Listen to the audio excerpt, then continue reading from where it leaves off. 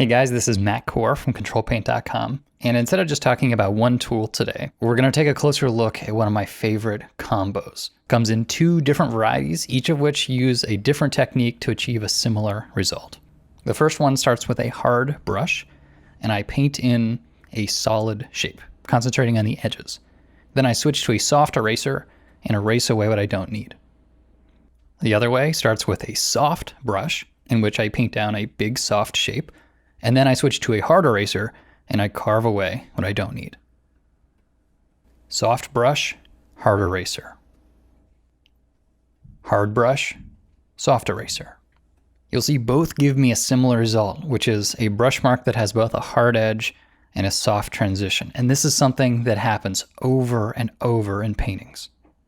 Were I blocking in the form shadows on a sketch like this, I might start by painting in the hard edge that I know I'm going to keep, and then erasing away that soft change in form.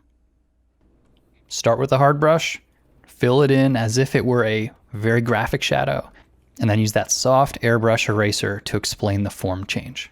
Start with the hard, erase with the soft. Start with the hard, erase with the soft. Over and over. So let's see how that other one fits in here. Let's say I want to paint the soft shadows cast by each individual scale. Here I'll start with a soft brush and then erase away with a hard brush. Start with soft, erase away with hard.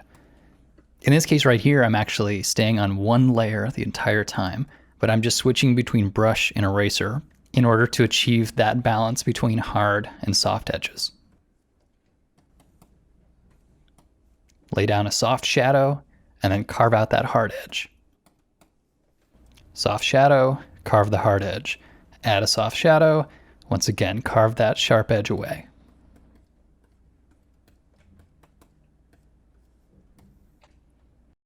As I said, these are two techniques that I use all the time when I'm painting. But just like any hard practice skill, this is reliant on some foundation ideas. The first is just understanding light and shadow, and really the only way to get good at that is to do still lifes or to do observational drawing and painting. I spend plenty of time talking about this on the site and in the paid videos, but this is crucial. Even if you understand the keyboard shortcuts, you have to understand light to be able to paint this way. But just from a Photoshop standpoint, assuming you know how to paint light, this technique is very keyboard shortcut centric. So let's just take another look at it and see which keyboard shortcuts I wasn't mentioning. The first is just being able to switch between brush, eraser, and the pan tool. You'll see I'm doing lots of panning, zooming, and then switching between brush and eraser. To make this even more effective, I actually use the spring-loaded keys option, which I've explained in another linked video, where I only hold down the E key and then let go of the E key and it immediately snaps me back to the active brush tool.